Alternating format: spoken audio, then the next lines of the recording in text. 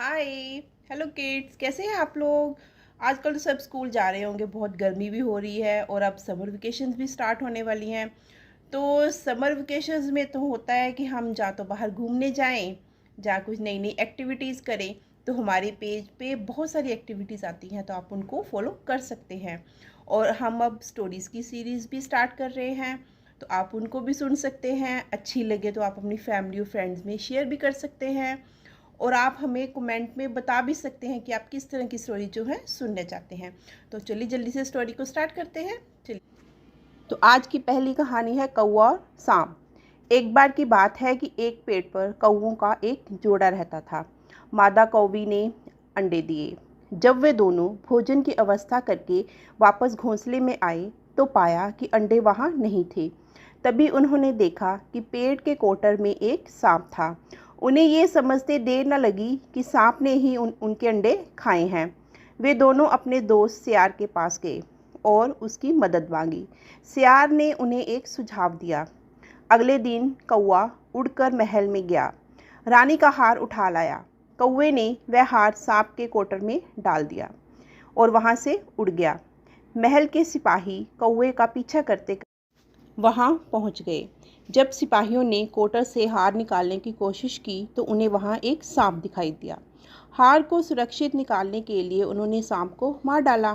रानी को अपना हार प्राप्त हुआ और कौवों को सांप से मुक्ति। एक झील के किनारे एक कछुआ और दो हंस रहते थे। एक बार गर्मियों के मौसम में झील में पानी सूख गया। दोनों हंसों ने फैसला किया कि वे दूसरी झील में चले जाएंगे। कछुए ने भी उनके साथ जाने की इच्छा जताई।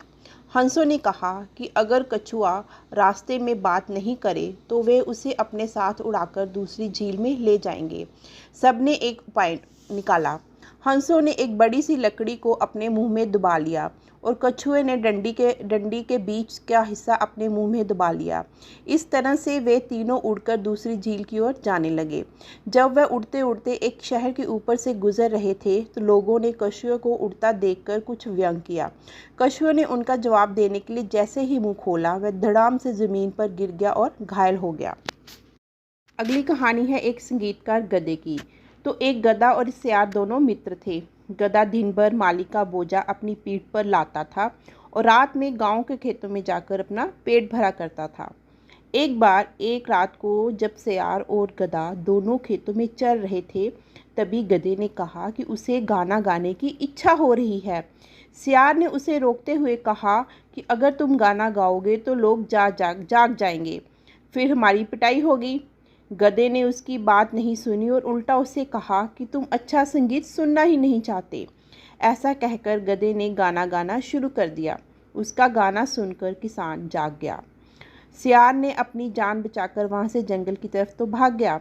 गांव वालों ने गधे को पकड़कर उसकी खूब पिटाई की और खेतों के चारों तरफ बाड़ा बना दिया ताकि गधा कभी उनके खेत में घुसकर फसल ना खा सके। अगली कहानी है खटमल और कीड़ा। तो एक बार एक राजा के पलंग पर एक खटमल रहता था। वह राजा के सोने के बाद राजा का खून पीता था। वह बहुत मज़े से रह रहा था। एक दिन वहाँ एक कीड़ा आया। उसने खटमल से कहा कि मैं भी राजा का खून चूसना चाहता हूँ। खटमल पहले तो इस बात के लिए तैयार नहीं हुआ, फिर कीड़े के जिद करने पर वह मान गया। कीड़े ने वादा किया कि वह राजा का खून चखने के बाद वहाँ से उठ जाएगा। खटमल ने उसे कहा कि तुम राजा को तभी काटना जब राजा सो जाए। कीड़े ने खटमल की बात नहीं मानी और राजा के आते ही उसे काट लिया।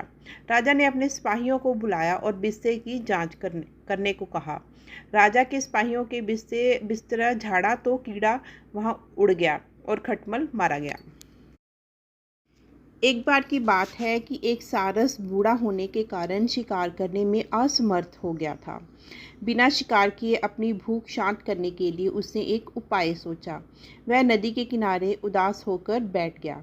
नदी की मछलियों ने जब उसकी उदासी का कारण पूछा तो उसने बड़ी मासूमियत से कहा, ये नदी सूख रही है, तुम सब मर जाओगे। ये सोचकर मैं उदास हो गया हूँ, पर मैं तुम्हें अपनी चोंच में दबाकर दूसरी नदी में ले जा सकता हूँ। दूसरी नदी कभी नहीं सूखेगी। भोली भाली मछलियाँ उसकी बातों में आ गई। जब साइरस रोज़ एक मछली अपनी चोंच में दबाकर ले जाता और उसे मारकर खा जाता। एक दिन मछली की बजाय साइरस ने एक केकड़े को ले जाने का सोचा। रास्ते में केकड़े ने मछलियों की हड्डियां पड़ी देखी। हड्डियां देखते ही केकड़ा सारी बात समझ गया। अपनी जान बचाने के लिए केकड़े ने सारस पर हमला कर दिया। सारस इस हमले के लिए तैयार नहीं था और केकड़े ने सारस की गर्दन दबाकर अपनी जान बचा ली। अगली कहानी है अकबर और बीरबल की। तो एक बार की बात है कि अकबर और महेशदास को मिले कुछ साल बीत गए थे। महेशदास एक छोटे से गांव में रहता था। वो अपनी सूझबूझ और चुलबुलाहट के कारण प्रसिद्ध था, परंतु उसके पास ज़्यादा धन नहीं था। एक दिन उसे अकबर की बात याद आई। उसने नौकरी की तलाश में आगरा जाने का निर्णय लिया। जब महेशदास आगरा पहुंचा तो द्वारपाल ने उसे महल के द्वार पर ही रोक दिया। महेशदास ने उसे अकबर की दी हुई अंगूठी दिखाई। द्वारपाल उस अंगूठी को पहचान गया और महेशदास से बोला कि तुम सम्राट से मिल सकते हो, लेकिन एक शर्त पर कि तुम्हें सम्राट अकबर जो इनाम देंगे उसका आधा हिस्सा तुम मुझे दोगे, वरना मैं तुम्हें अंदर नहीं जाने दूंगा। महेश ने मुस्कुराते हुए द्वारपाल की बात मान ली। महेश महल के भीतर गया, राजा के आगे सिर झुकाकर सलाम किया। फिर उसने अकबर को अंगूठी दिखाई। अकबर महेशदास को पहचान गए, बोले, बताओ मैं तुम्हारी क्या मदद कर सकता हूँ। महेश, जहाँ पाना, मुझे 50 कोड़े इनाम में चाहिए। ये सुनकर सभी हैरान रह गए। उन्होंने महेशदास को पागल समझा। अकबर भी ये सुनकर हैरान रह गए। उन्होंने महेशदास को इस अजीब से इनाम की वजह पूछी। महेशदास ने उसका कारण नहीं बताया। अकबर उसकी बात मान गए और उस सिपाहियों को हुक्म दिया कि उसे 100 कोड़े मारे जाएं। 50 कोड़े खाने के बाद महेशदास ने सिपाहियों को रुकने के लिए कहा और कहा, महाराज, आप कृपया दरबार के जो द्वारपाल हैं उनको बुलाएं। जब द्वारपाल हाजिर हुआ तो महेश ने कहा था कि जहाँपना से तुम्हें जो भी इनाम मिलेगा उसका आधा हिस्सा मुझे दोगे। तो ये सुनकर जहाँपना ने 50 कोड़े जो द्वारपाल को मारने के लिए कहा और साथ में उसे जेल में बंद भी कर दिया। और महेशदास की सूझबूझ और समझदारी से प्रभावित होकर उसे अपना सलाहकार नियुक्त कर दिया और नया नाम दिया बीरबल। अगली कहानी है ईरान के राजे की। ईरान के राजा ने बीरबल की सूझबूझ के किस्से सुनकर उनकी परीक्षा लेने की सोची। उसने बीरबल को अपने राज्य बुलाया। ईरान पहुंचने पर बीरबल एक विशाल कमरे में पहुंचा। उस कमरे के 6 राजा थे। सभी की एक जैसी पोशाक थी। एक दरबारी मुस्कुराकर बोला, हमें आपकी काफ़ी प्रशंसा सुनी है। क्या आप बता सकते हैं कि इनमें से असली कौन है? सबको कुछ देर तक देखने के बाद बीरबल ने असली राजा के पास जाकर उन्हें सलाम किया। सभी आश्चर्यचकित रह गए। राजा ने बीरबल से पूछा, तुमने मुझे कैसे पहचाना? बीरबल ने जवाब दिया, सिर्फ आप ही मेरी आंखों में देख रहे थे, बाकी सभी असली राजा को देख रहे थे ताकि वो उसके हाव भाव की नकल कर सके। अगली कहानी है बीरबल की पूर्ण चंद्रमा और नया चांद। ईरान के राजा ने बीरबल को कुछ दिन अपने महल में बिताने के लिए कहा। बीरबल ने उनका प्रस्ताव स्वीकार किया। बीरबल और ईरान के राजा आपस में वार्तालाप कर रहे थे। तभी एक दरबारी ने बीरबल से पूछा, आप हमारे बादशाह और अपने जहाँपना की तुलना कैसे करेंगे? ईरान के बादशाह पूर्ण चंद्रमा के समान हैं और मेरे जहाँपना नया चंद्रमा के समान हैं। ईरान के राजा ने ये जवाब सुनकर प्रसन्न हो गए। उन्होंने बीरबल को बहुत बड़ा इनाम दिया। बीरबल के इस जवाब की खबर जल्दी ही फैल गई। अकबर इस वजह से बीरबल से बहुत नाराज़ हुए। उन्हें लगा कि उन्हें नया चांद बोलकर बीरबल ने उनका अपमान किया है। बीरबल के ईरान से आने के बाद अकबर उस पर चिल्लाते हुए बोले, तुम्हारी इस तरह से दूसरे राजा के आगे मेरा अपमान करने की हिम्मत कैसे हुई? तुमने अपने राजा को नया चांद कहा और दूसरे राजा को पूर्ण चंद्रमा। बीरबल मन मन मुस्कुराते हुए बोला, जहाँपना, मैंने आपका अपमान नहीं किया। नया चांद वक्त के साथ बढ़ता है, जबकि पूर्ण चंद्रमा वक्त के साथ घटता है। मतलब आपका यश हर दिन बढ़ता रहेगा, जबकि ईरान के बादशाह का यश आपकी तुलना में हर दिन घटता रहेगा। ये सुनकर अकबर ने बीरबल की सूझबूझ की खूब प्रशंसा की और उसे दरबार में वापस रख लिया। एक दिन फिर अकबर का दरबार लगा हुआ था। तभी एक व्यापारी अकबर के दरबार में आया। अकबर के आगे सिर झुकाकर उसने बोला, जहाँ पना ये दुनिया की सबसे अटूट ढाल है, कोई भी अस्त्र इसे नहीं तोड़ सकता।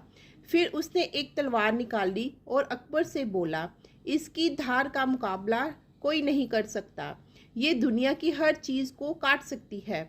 सभी दरबारी व्यापारी की बात सुन से बहुत प्रभावित थे, परंतु बीरबल को उसके दावे पर शक था। उसने व्यापारी से कहा, मैं साबित कर सकता हूँ कि तुम्हारी कोई एक बात गलत है। असंभव, व्यापारी बोला। बीरबल ने मुस्कुराते हुए जवाब दिया, आपकी इस ढाल को पकड़ो और मैं तुम्हारी तलवार से उस पर वार करता हूँ। मैं इस तलवार से इस अटूट ढाल को तोड़ दूंगा। अकबर ने बीरबल की सूझबूझ की प्रशंसा की और व्यापारी को महल से बाहर निकाल दिया।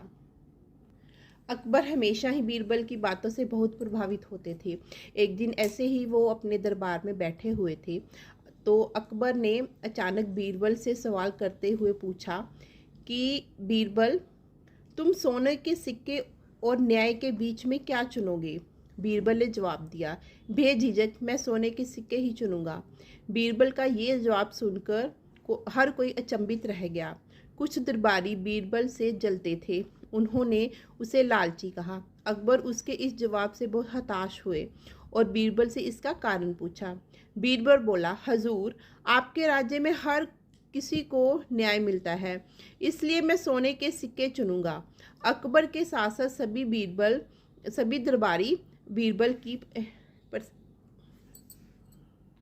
बीरबल बोला, हजूर, आपके दरबार में हर किसी को न्याय मिलता है, इसलिए मैं सोने के सिक्के ही चुनूंगा।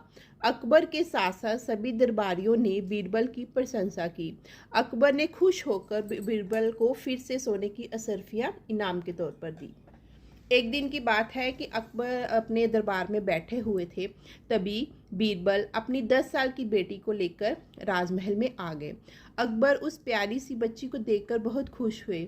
उन्होंने उसे बहुत से तोहफे और मिठाइयाँ दी। फिर अकबर ने उससे पूछा, प्यारी बच्ची, क्या तुम्हें फ़ारसी बोलना जानती हो? बच्ची ने जवाब दिया, थोड़ा थोड़ा। ये जवाब सुनकर अकबर उलझन में पड़ गए।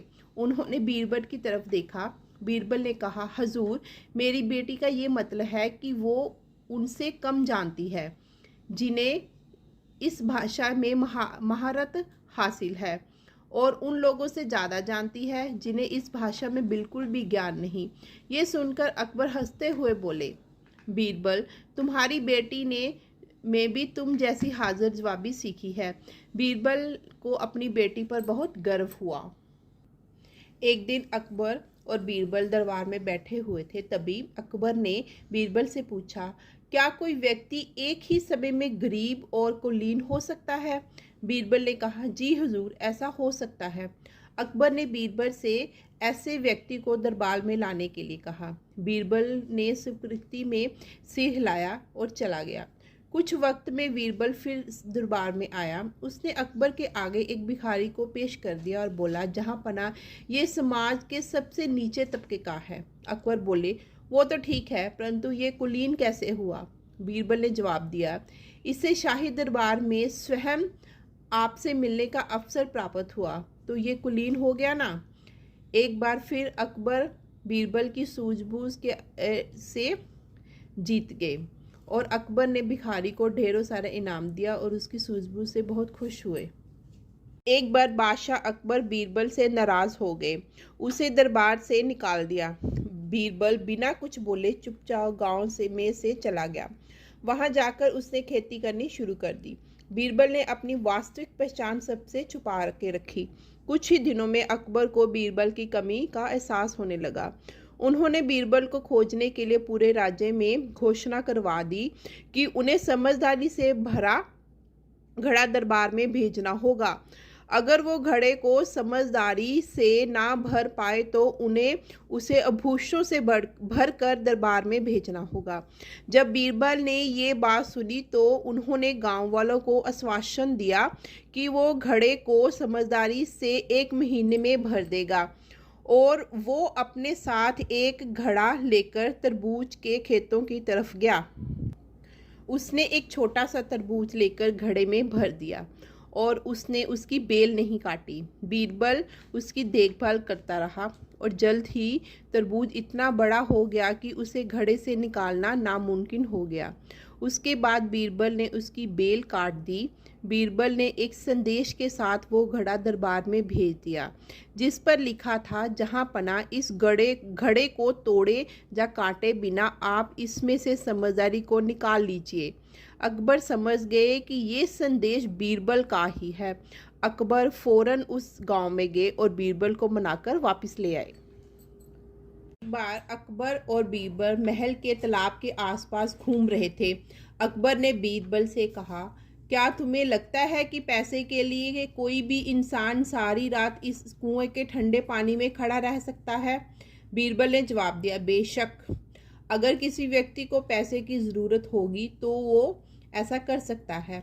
अकबर ने बीरबल से ऐसा व्यक्ति खोज कर लाने के लिए कहा। इस कार्य के लिए अकबर ने उस व्यक्ति को 100 सोने के सिक्के देने का वादा किया। अगले दिन बीरबल एक पंडित को लेकर दरबार में आया जो 100 सोने के सिक्के के बदले पूरी रात ठंडे तालाब में खड़े रहने के लिए तैयार था। पंडित पूरी रात तालाब में कंपकपाता हुआ खड़ा रहा। अगली सुबह वो अपना इनाम लेने के लिए दरबार में पहुंचा। अकबर ने पूछा, आखिर तुम सारी रात इस ठंडे पानी में कैसे खड़े हो गए? पंडित बोले, महाराज, बहुत देर तक एक दीपक जल रहा था। मैं उसी को देखता रहा और मैंने चुनौती को पूरी कर लिया। ये सुनकर अकबर बोले, तुम्हें तो दीपक से गर्मी मिलती रही, तुम इस इनाम के हकदार नहीं हो। बेचारा पंडित खाली हाथ वापस चला गया। बीरबल ने अकबर को समझाने की कोशिश की पर अकबर ने उनकी बात नहीं मानी। अगले दिन अकबर और बीरबल को शिकार के लिए जाना था पर बीरबल नहीं आया। अकबर ने अपने एक सिपाही को भेजा कि वे बीरबल को बुला कर लाए। सिपाही ने आकर बोला, बीरबल खिचड़ी पका रहे हैं, जब खिचड़ी तैयार हो जाएगी तब वो आ जाएंगे। जब काफ़ी देर तक बीरबल नहीं आए तो अकबर से रहा ना गया। वो बीरबल से मिलने के लिए उसके घर चले गए। वहां जाकर अकबर ने देखा कि खिचड़ी पकाने का बर्तन आग से 10 फीट की दूरी पर टंगा हुआ था। अकबर ये देखकर चौंक गए। अकबर गुस्से से बीरबल से बोले, इस तरह से तुम्हारी खिचड़ी कभी नहीं बनेगी। आग और बर्तन के बीच में इतनी दूरी है। बीरबल ने कहा, हजूर, जब इस बर्तन को 10 फीट की ऊंचाई से आंच नहीं मिल रही थी तो किसी इंसान को इतनी दूरी से रखे दीपक से लोगों की गर्मी कैसे मिल सकती है? अकबर समझ गए कि बीरबल उन्हें क्या समझाना चाहते हैं। अगले दिन उन्होंने उस पंडित को बुलाकर 100 सोने के सिक्के इनाम के तौर पर दिए। एक बार की बात है कि बादशाह अकबर अपने शाही बगीचे में टहल रहे थे। तभी एक पत्थर से ठोकर आकर वो गिर गए। पत्थर से ठोकर खाकर वो गिर गए। अकबर को इतना गुस्सा आया कि उन्होंने माली को फांसी की सज़ा सुना दी। घबराकर माली ने बीरबल से मदद मांगी। बीरबल ने उसके कान में एक तरकीब फुसफुसाई। अगले दिन जब फांसी से पहले माली से उसकी आखिरी इच्छा पूछी गई तो उसने बादशाह अकबर से एक बार मिलने की इच्छा जताई। दरबार में पहुंचकर उसने अकबर के पैरों पर थूक दिया। अकबर को गुस्सा आया पर तभी बीरबल अकबर के पास जाकर बोला, ये राज्य का सबसे वफादार माली है। उसने आपके पैरों में थूका ताकि लोग ये समझे कि आपसे वाकई किसी बड़े कारण से उसे फांसी की सज़ा सुनाई है। आपने वाकई किसी बड़े कारण से उससे फांसी की सज़ा सुनाई है। अकबर बीरबल का इशारा समझ गए। उन्होंने माली को माफ़ कर दिया। माली ने अपनी जान बचाने के लिए बीरबल का धन्यवाद किया। एक दिन अकबर और बीरबल घुड़सवारी करते हुए बैंगन के खेतों से गुजरे। अकबर बोले, बैंगन कितना बदसूरत दिखता है, इसका स्वाद भी कितना बेकार होता है। बीरबल बोले, हाँ जहाँपना, मुझे भी बैंगन बिल्कुल पसंद नहीं है। कुछ दिनों के बाद अकबर और बीरबल खाना खा रहे थे। खान मासामा बैंगन की सब्जी लेकर आया। उसे खाकर अकबर बोले, क्या बात है, ये बैंगन की सब्जी तो बहुत स्वादिष्ट है। बीरबल ने उनकी हाँ में हाँ मिलाते हुए कहा, हाँ जहाँपना, ये तो बहुत ही स्वादिष्ट है। ये सुनते ही अकबर बोले, परंतु अभी 2 दिन पहले तुमने कहा था कि तुम्हें बैंगन बिल्कुल पसंद नहीं है। बीरबल मुस्कुराते हुए बोला, महाराज, मैं आपका नौकर हूँ, मेरी वफादारी बैंगन की तरफ नहीं है, आपकी तरफ है। बीरबल के इस चुलबुले जवाब से अकबर हंसे बिना ना रह सके। बादशाह अकबर को घूमने फिरने का काफ़ी शौक़ था, उन्हें अपना बगीचा भी बहुत पसंद था। तो बादशाह अकबर अक्सर अपने शाही बगीचे में घूमना पसंद करते थे। एक दिन वो बीरबल और दूसरे राज्य के एक विद्वान के साथ बगीचे में घूम रहे थे। सुबह का वक्त था और पक्षियों के चहचहाने की आवाज़ आ रही थी। इस प्यारे वातावरण में टहलना उस विद्वान को भी अच्छा लग रहा था। तभी उसने बीरबल को नीचा दिखाने की सोची। उसने अकबर से पूछा, महाराज, क्या आप बता सकते हैं कि आपके राज्य में कितने कौवे हैं? ऐसी अजीब सवाल सुनकर अकबर चकित रह गए। वो बीरबल की तरफ मुड़े और उससे इस सवाल का जवाब देने को कहा। बीरबल ने कुछ देर सोचा, फिर बोला, मुझे कौवे गिनने के लिए 1 दिन चाहिए। मैं कल आपको कौवे की संख्या बता दूंगा। अगले दिन दरबार में आकर बीरबल ने कहा, जहाँपना, राज्य में कुल 90,450 कौवे हैं। ये सुनकर विद्वान बोला, अगर कौवे की संख्या इससे ज़्यादा हुई तो? बीरबल ने जवाब दिया, अगर ऐसा हुआ तो आसपास के राज्य के कुछ कौवे अपने रिश्तेदारों से मिलने हमारे राज्य में आए हुए हैं। विद्वान फिर बोला, अगर उनकी संख्या कम हुई तो? बीरबल ने तपाक से कहा, इसका मतलब ये है कि हमारे राज्य के कुछ कौवे अपने रिश्तेदारों से मिलने आसपास के राज्य में गए हुए हैं। बीरबल का जवाब सुनकर सभी हंसने लगे। बीरबल की सही जवाबी के कारण बीरबल दूर दूर तक बहुत मशहूर हो चुके थे, तो बहुत से लोग उनसे जलने भी लगे थे। एक समय की बात है कि बीरबल की लोकप्रियता देखकर बहुत से दरबारी बीरबल से जलने लगे। उन लोगों ने बीरबल को अपने रास्ते से हमेशा के लिए हटाने के लिए सोचा। उन्होंने शाही नाई को रिश्वत देकर अपने साथ मिला लिया। अगले दिन अकबर की हजामत बनाने के लिए नाई आया। जहाँपना, कल रात को आपके पूर्वज मेरे सपने में आए थे। वो सभी बहुत उदास थे। आप किसी को स्वर्ग भेजकर उनका हालचाल क्यों नहीं लेते हैं? ये सुनकर अकबर भी दुखी होकर बोले, पर कोई स्वर्ग जाकर जिंदा वापस आ सकता है क्या? नाई ने जवाब दिया, मैं एक ऐसे जादूगर को जानता हूँ जो जीवित व्यक्ति को स्वर्ग ले जा सकता है, लेकिन सिर्फ होशियार लोग ही जिंदा वापस आ सकते हैं। अकबर ने उस जादूगर से मिलने की इच्छा जताई।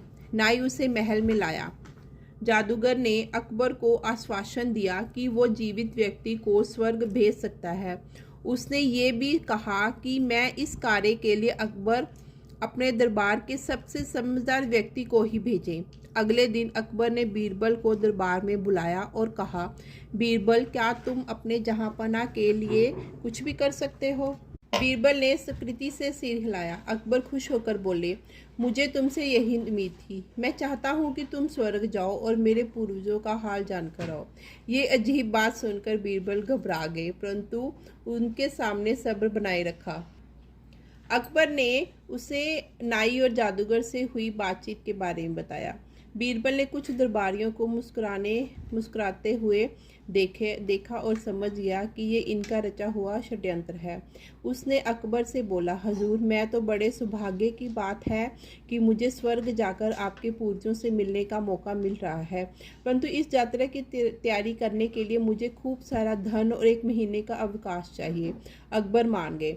स्वर्ग की यात्रा वाले दिन अकबर, नाई, जादूगर, बहुत से लोग शमशान पर इकट्ठा हुए। बीरबल चिता में कूद गया। जादूगर ने कुछ मंत्रों का उच्चारण किया और धुएं की लपट से सारा वातावरण भर गया। दरबारी खुश थे कि उनका षड्यंत्र सफल हो गया। उन्हें लगा कि उन्होंने बीरबल से छुटकारा पा लिया है, पर बीरबल ने पहले ही अपने बचाव की युक्ति निकाल ली थी। उसने अकबर के दिए पैसे की मदद से शमशान से अपने घर तक एक सुरंग बना ली थी। बीरबल सुरंग में घुस गया। उसके कपड़े थोड़े से जल गए थे, पर वह अपने घर सुरक्षित पहुंच गया। वो 1 महीने तक घर में छिपा रहा और उसने दाढ़ी भी नहीं बनाई। उधर बीरबल के वापस न आने से अकबर परेशान हो रहे थे। दरबारी जश्न मना रहे थे कि उन्होंने बीरबल से मुक्ति पा ली है। 1 महीने बाद बीरबल दरबार में गया। अकबर ने उसे देखकर बहुत खुश हुआ। बीरबल मुस्कुराता हुआ बोला, जहां पना आपके सभी पूर्वज ठीक हैं, परंतु स्वर्ग में नाई नहीं था। देखिए ना, मेरी दाढ़ी भी कितनी बढ़ गई है। अकबर ने नाई और जादूगर को बुलाया और नाई को स्वर्ग जाने के लिए कहा। नाई डर के मारे अकबर के पैरों में गिर पड़ा और गिड़गिड़ाने लगा। उसने उन सभी दरबारियों के नाम बताए जिन्होंने बीरबल के खिलाफ साजिश रची थी। अकबर ने उन सबको जेल में भेज दिया। एक बार फिर बीरबल ने अपनी समझदारी से अकबर को प्रभावित कर दिया। एक बार की बात है कि अकबर और बीरबल अपने राज्य में घूम रहे थे। तभी उन्होंने देखा कि एक औरत अपने बच्चे को प्यार कर रही है। वो उसे प्यार से दुनिया का सबसे सुंदर बच्चा कह रही थी। अकबर ने बीरबल से कहा, ये औरत इस लड़के को दुनिया का सबसे सुंदर बच्चा क्यों कह रही है? ये तो बहुत बदसूरत है। बीरबल बोला, जहाँ पना एक माँ के लिए उसका बेटा या बेटी दुनिया की सबसे सुंदर बच्चा होता है। परंतु अकबर उसकी बात से सहमत नहीं हुए। अगले दिन अकबर ने बीरबल से एक दरबारी से कहा, वो राज्य का सबसे सुंदर बच्चा ढूंढ के लाए।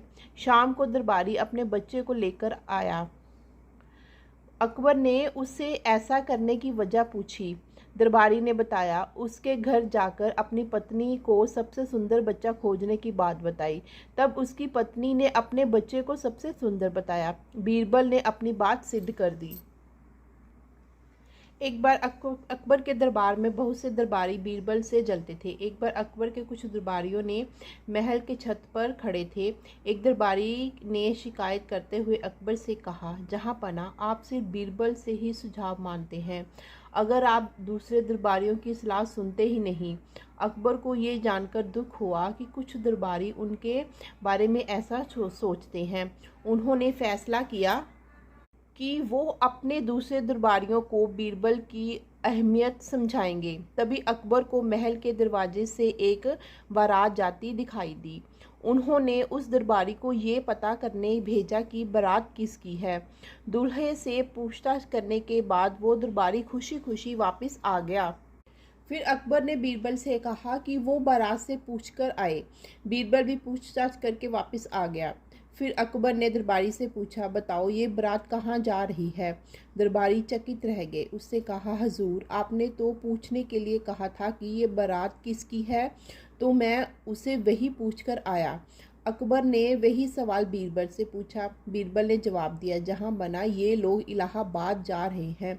अकबर दरबारी की तरफ घूमा और कहा, अब तुम समझ गया कि मैं बीरबल से सुझाव क्यों मांगता हूँ।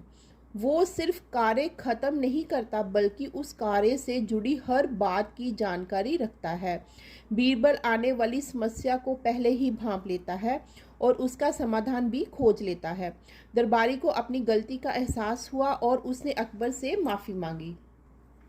एक दिन राजा अकबर बहुत परेशान थे। बीरबल ने उसी वक्त एक चुटकुला सुनाया जिससे अकबर को गुस्सा आ गया। अकबर ने बीरबल से कहा, यहाँ से चले जाओ और दोबारा अपना चेहरा मत दिखाना। बीरबल शहर छोड़कर चला गया। जब अकबर का गुस्सा शांत हुआ तो उनको बीरबल की याद सताने लगी। अकबर जानते थे कि बीरबल को चुनौतियाँ पसंद हैं। अगले दिन अकबर ने मुनादी करवाई, अगर कोई बिना छाते के धूप में चले मगर फिर भी उसके सिर पर छाया हो तो उसे इनाम दूंगा। कुछ दिनों के बाद एक ग्रामीण अकबर के महल में आया।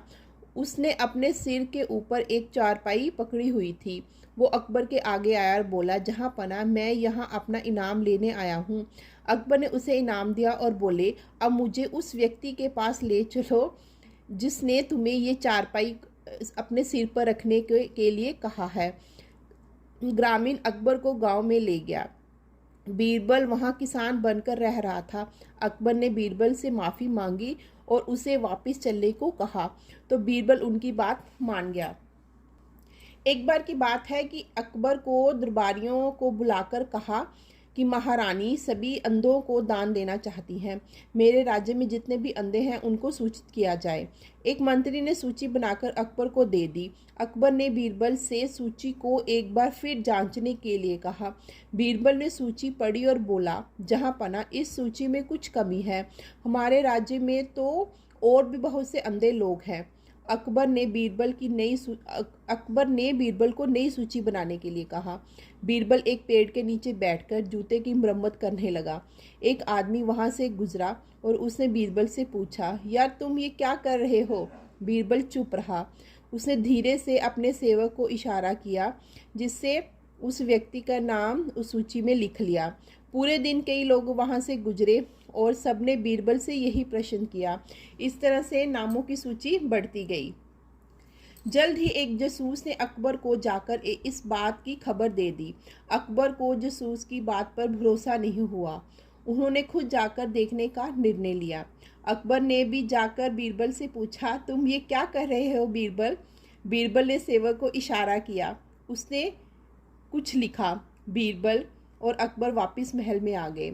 बीरबल ने सूची अकबर को दे दी। अकबर सूची में अपना नाम देखकर हैरान रह गए और गुस्सा होकर बोले, बीरबल, तुमने अंधे लोगों की सूची में मेरा नाम क्यों लिखा?